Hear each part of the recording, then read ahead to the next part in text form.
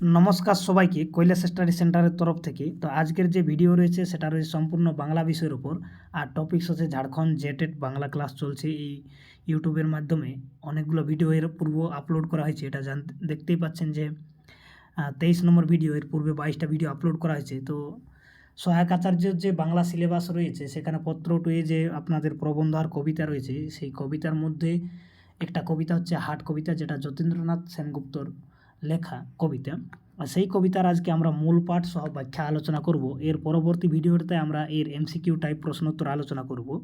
তো চলো ভিডিওটা শুরু করা যাক। তার পূর্বে আপনাদেরকে কিছু কথা বলি যে আপনারা যদি এখনও পর্যন্ত আমার এই ইউটিউব চ্যানেলটা সাবস্ক্রাইব করে না থাকেন তাহলে চ্যানেলটি নিশ্চয়ই সাবস্ক্রাইব করবেন, ঠিক আছে। আর ভিডিওটা শেয়ার করে দেবেন যারা সহায়ক আচার্যের জন্য প্রিপারেশন নিচ্ছেন। তাছাড়াও এই সহায়ক আচার্য সিলেবাস বাইরেও এই কবিতাটি একটা বহুতই অনেকেই মহত্বপূর্ণ কবিতা। এটা অনেকের গ্র্যাজুয়েশনের সিলেবাসে রয়েছে, বিএ বাংলা অনার্সে রয়েছে, সাথে সাইড কোর্সেও রয়েছে। আবার ক্লাসের যে 8 ক্লাস বলুন বা 9-10-এ বলুন বা কোনো স্কুলে 7 ক্লাসে, যেখানে যেমন সিলেবাসে এই আর্ট কবিতাটি কিন্তু বিভিন্ন জায়গাতে রয়েছে। এই কবিতাটি তাদের জন্যও, ঠিক আছে। তো চলো শুরু করা যাক। তো যেমনটা বললাম, বেশিরভাগই এটা স্কুল ছেলেদের জন্যও রয়েছে, ঠিক আছে। পশ্চিমবাংলাতে মনে হয় 6 ক্লাসে রয়েছে, ঝাড়খণ্ডে সেটা গ্র্যাজুয়েশনেও রয়েছে, আবার যেটা হাই স্কুলের সিলেবাস সেখানেও রয়েছে। তো এখানে যে কবিতা রয়েছে সেটার আমরা মূল পাঠ করে তারপরে আমরা এর ব্যাখ্যা আলোচনা করব। তো মূল পাঠটা আগে দেখা যাক। তো এখানে দেখতেই পাচ্ছেন যে দূরে দূরে গ্রাম 10-12 খানি, মাঝে একখানি হাট, সন্ধ্যায় সে তা জ্বলে না প্রদীপ, প্রভাতে পড়ে না ঝাট। বেচা কেনা সেরে বিকাল বেলায় যে যাহার সবে ঘরে ফিরে যায়, বকের পাখায় আলোক লুকায় ছাড়িয়া পূর্বের মাঠ। দূরে দূরে গ্রাম জ্বলে উঠে প্রদীপ, আঁধারেতে থাকে হাট। নিশা নামে দূরে শ্রেণীহারা একা, ক্লান্ত কাকের পাথে। নদীর বাতাস ছাড়ে প্রশ্বাস, পার্শ্বে পাকুড় সাথে। হাটের দোচালা মুদিল নয়ন, কারো তোরে তার নাই আহ্বান। বাজে বায়ু আসি, দ্বিপহর বাঁশি, জীর্ণ বাঁশের ফাঁকে। নির্জন হাটে রাত্রি নামিল একক কাকের ডাকে। দিবসেতে সেথা কত কোলাহল, চেনা অচেনার ভিড়ে। কত না ছিন্ন চরণ চিহ্ন, ছাড়ন সেই ঠাই ঘিরে। মাল চেনাচিনি দর জানাজানি, কানাকড়ি নিয়ে কত হানাহানি। কেউ নিল ভরে, কেউ গেল খালি ফিরে। দিবসেতে থাকে না কথার অন্ত, চেনা অচেনার ভিড়ে। কতকে আসিল, কত বা আসিছে, কত না আসিবে হেথা। ওপারের লোক নামালে পসার, ছুটে এপারের ক্রেতা। শিশির বিমল প্রভাতের ফল, শত হাতে সহি পরখের ছল। বিকাল বেলায় বিকাই হেলায়, সহিয়া নীরব ব্যথা। এই লাইনটা কমসে কম মনে রাখবেন। এখানে যে দিয়ে আছে না যে বিকাল বেলায় বিকাই হেলায়, সহিয়া নীরব ব্যথা, এটা খুবই ইম্পর্টেন্ট লাইন যে কোনো ক্লাসের জন্য বা যে কোনো চাকরির পরীক্ষার জন্যই। এলো আর গেল কত ক্রেতা বিক্রেতা, নতুন করিয়া বসা আর ভাঙা পুরানো হাটের মেলা। এটাও খুবই ইম্পর্টেন্ট লাইন যে নতুন করিয়া বসা আর ভাঙা পুরানো হাটের মেলা। দিবস রাত্রি নতুন যাত্রী, নিত্য নাটের খেলা। তো লাইনটা প্রায় আপনাদের যদি ব্যাখ্যা প্রসঙ্গে আসে, যারা স্কুল বা বিএ ক্লাসে তাদের জন্য এইখানটা আসে, ঠিক আছে। আর চাকরির পরীক্ষার জন্য তো ব্যাখ্যা প্রসঙ্গ আছে না, সেখানে সরাসরি এমসিকিউ টাইপ প্রশ্ন আসে থাকে। তো খোলা আছে হাট মুক্ত বাতাসে, বাধা নাই গো যে যা আসে, যে যায় যে আসে। কেহ কাঁধে কেহ গাঁটে কড়ি বাঁধে, ঘরে ফিরিবার বেলা। তারপরে রয়েছে এই জায়গাটা যে খোলা আছে হাট মুক্ত বাতাসে, বাধা নাই গো যে যায় যে আসে। কেহ কাঁধে কেহ গাঁটে কড়ি বাঁধে, ঘরে ফিরিবার বেলা। তাহলে খুবই ইম্পর্টেন্ট লাইন, ঠিক আছে। এগুলো আপনারা মনে রাখবেন। আর যারা স্কুলের ছোট ছোট বাচ্চারা রয়েছে, যারা 6 ক্লাসের বা যারা হাই স্কুলে রয়েছে, ঠিক আছে, তাদের জন্য এটা কিন্তু খুবই ইম্পর্টেন্ট লাইন। এই লাইনগুলো তুলে দিই মাঝে মধ্যেই। তারপরে শেষ যেটা লাইন রয়েছে এখানে, উদার আকাশে মুক্ত বাতাসে, চিরকাল একেই খেলা। তো এই রয়েছে যতীন্দ্রনাথ সেনগুপ্তর এই কবিতা। আর এই কবিতার মধ্যে কবি হাটের সঙ্গে একটা মানব জীবনের তুলনা করেছে, ঠিক আছে। এটা হচ্ছে এর মূল বিষয়। এরপরে আমরা এর কবিতার ব্যাখ্যাগুলো আলোচনা করব, ঠিক আছে। আর যেটা আমরা লাইন টু লাইন আমরা দেখব, ঠিক আছে। তো প্রথমে যে লাইনগুলো রয়েছে যে দূরে দূরে গ্রাম 10-12 খানি মাঝে রয়েছে, তো এইখানটা প্রায় যে এই শেষ লাইনটা যে আঁধারেতে থাকে হাট, এইটুকুটার ব্যাখ্যা হবে। যেমন এখানে সেটাও লিখে দেওয়া রয়েছে, আপনারা স্ক্রিনশট করতে পারেন বা এটা লিখেও নিতে পারেন, ঠিক আছে, তাহলে আপনাদের সুবিধা হবে। তো অনেকগুলি গ্রামের মাঝে একটি হাট হয়, এটা আপনারা সবাই জানেন। 10-12টা গ্রামের যেটা কেন্দ্রবিন্দু জায়গা, সেখানে মোটামুটি হাট হয়ে থাকে। আর বেচা কেনা করে মানুষ সবাই হাট থেকে যায় ঘরে ফিরে। আর হাটে কেউ ঝাঁট দেয় না, প্রদীপ জ্বালে না বা জেলে দেয় না, অন্ধকারেই থাকে হাট, এটা আপনারা সবাই জানেন, ঠিক আছে। আর জীবনে আঁধার হয়েও এই বিশ্বজগৎ যেমন একা, হাটও তেমনি একা। মানুষ যেমন এখানে বিশ্বজগতের কাছে একা হয়ে যায় মৃত্যুর পরে, সেরকম হাটও সেরকম একা হয়ে যায়। আর তারপরে হচ্ছে কি যে রাত্রি নামলে অন্ধকার হাটে নিমজ্জিত হয়ে যায়, মানে একবারই রাত্রি হলে হাটে আর সেই সময় কেউ থাকে না, ঠিক আছে। তারপরে যে লাইনগুলো নিয়ে আছে যে নিশা নামে দূরে শ্রেণীহারা এক ক্লান্ত কাকের পাখে, বা এটা পাথে হতো, ঠিক আছে, এখানে মিস টাইপিং হয়ে গেছে। হাটের দোচালা মুদিল নয়ন, তো এইভাবে এই যে শেষ লাইনটা এখানে দেওয়া হয়েছে যে নির্জন হাটে রাত্রি নামিল একক কাকে ডাকে। তো এই মোটামুটি এইটুকু জায়গাটার আর উপরের লাইনগুলোর ব্যাখ্যা হবে এখানে নিচে লেখা আছে, এটা আপনারা স্ক্রিনশট করে লিখেও নিতে পারেন, ঠিক আছে।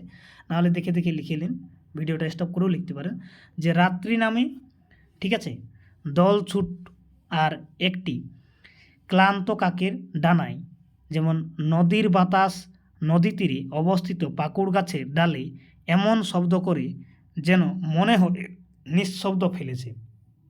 হাটের দোচালা ঘুমিয়ে পড়ে, সেইখানে আর কেউ হাটে সেই সময় থাকে না, ঠিক আছে, সবাই বাড়ি ফিরে যায়। তো ওই জন্যে দোচালা মুদিল নয়ন বলতে কি যে অনেক হাটে সেই চালাগুলো পর্দা আবার দিয়ে থাকে, সেগুলো নামিয়ে দেয়। তো তারপরে বলা হয়েছে যে সে কারো প্রত্যাশা করে না, আর জীর্ণ বাঁশের ফাঁকে বাতাস লাগে বাঁশির মতো আওয়াজ হয়, মনে হয় বায়ু যেন বিদ্রুপ করছে। আর হাটে রাত্রি নামে একটি কাকের ডাক শোনা যায়।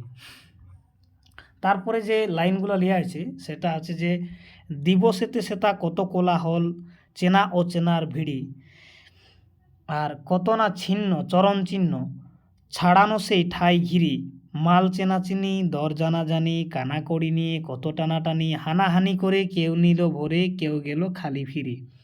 দিবসেতে থাকে না কথার অন্ত, চেনা অচেনার ভিড়ি। তো এইটুকুটার ব্যাখ্যা হবে এখানে করা হয়েছে, দেখুন যে দিনের বেলা হাটে কোলাহল মানে অনেক গোলমাল করে থাকে, অনেকজন লোকজন একসাথে এক জায়গাতে যখন কথা বলে তখন সেখানে কোলাহল হয়ে থাকে বা গোলমাল শোনা যায়।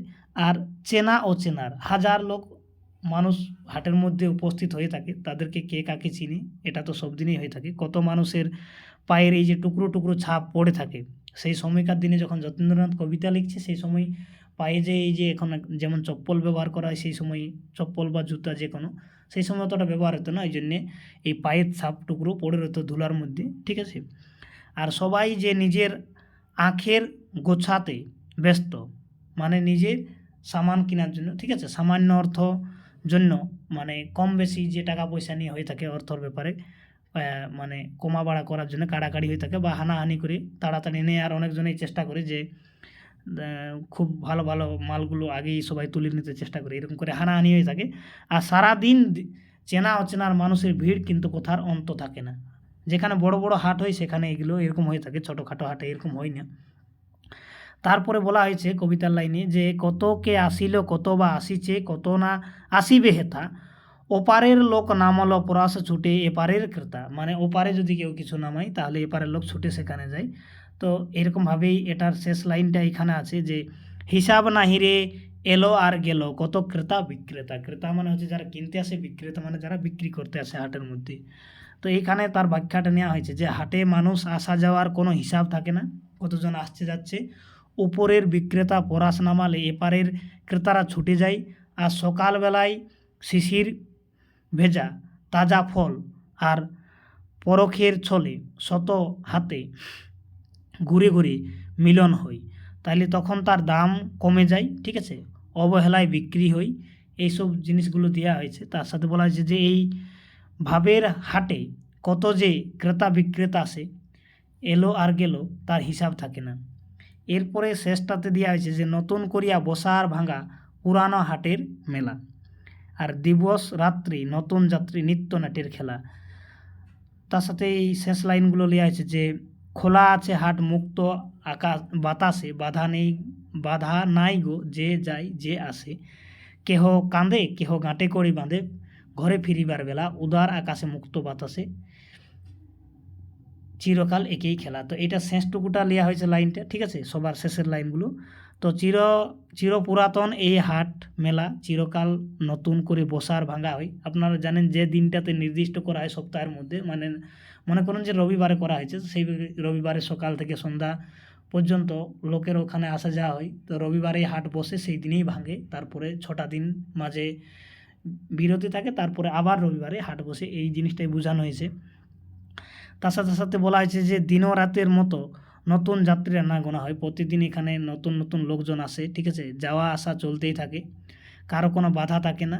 আর সেই এখানে শেষটাতে বলা আছে যে কেউ কেঁদে ফিরে যায়, আবার কেউ বেলায় গাড়ি, মানে বেলায় গাড়ি মানে বলতে এখানে গরুর গাড়ি জুড়ে অনেক কিছু জিনিস নিয়ে যায়, চিরকাল এই খেলা। তো এখানে মূল কথাটা বলা হয়েছে, কিন্তু এখানে তো আমরা ব্যাখ্যা প্রসঙ্গে মোটামুটি সাধারণ অর্থে এটা আলোচনা করলাম, ঠিক আছে, যাতে আপনাদের বুঝতে সহজ হয়। কিন্তু এখানে যতীন্দ্রনাথ দুটো কথা বোঝাতে চেয়েছেন। একটা হচ্ছে যে মানব জীবনের কথা, যেমন একটা শিশুর জন্ম হয়, ঠিক আছে, তারপরে তার মৃত্যু হয়, হাটেরও সেরকম, হাটেরও শুরু হয় একটা নির্দিষ্ট সময় সকালবেলা, তারপরে হাট শূন্য হয়। মানব জীবনও এরকম হয়, জন্মের পরে মৃত্যু হয়। তো একটা এখানে দেখবেন যে লাইন ছিল যে বিকালবেলা বিকাই হেলাই, ঠিক আছে।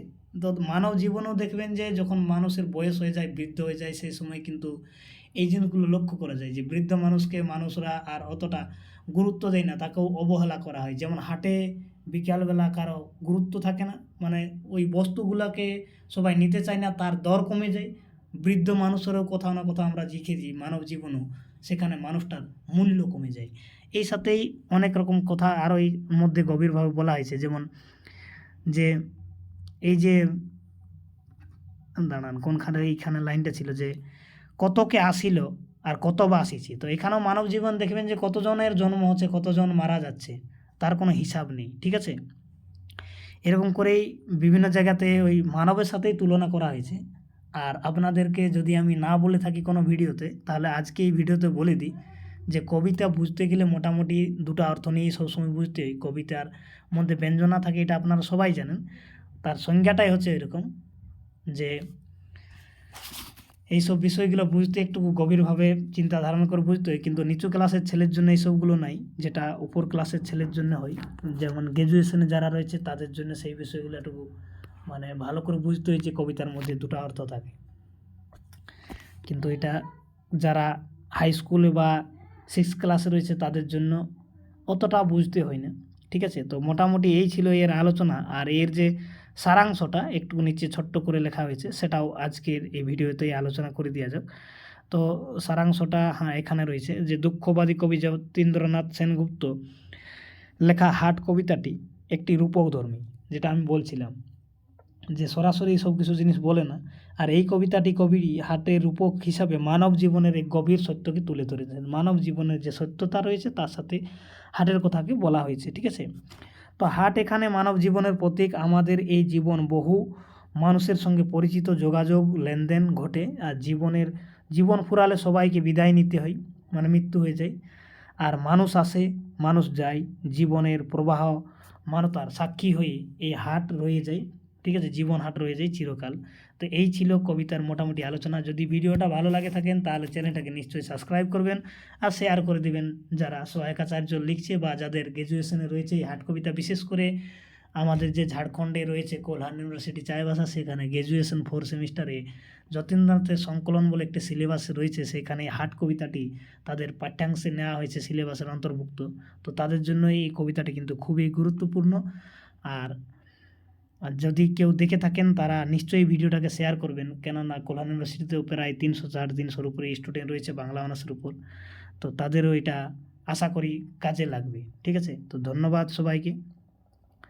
আবার আপনাদের সাথে আলোচনা হবে এর এমসিকিউ টাইপ প্রশ্ন নিয়ে। যদি আপনারা আমার চ্যানেলকে এখনও পর্যন্ত সাবস্ক্রাইব করে না থাকেন তাহলে করে নেবেন, কেননা পরবর্তী ভিডিওটা আপনারা খুব তাড়াতাড়ি পাবেন।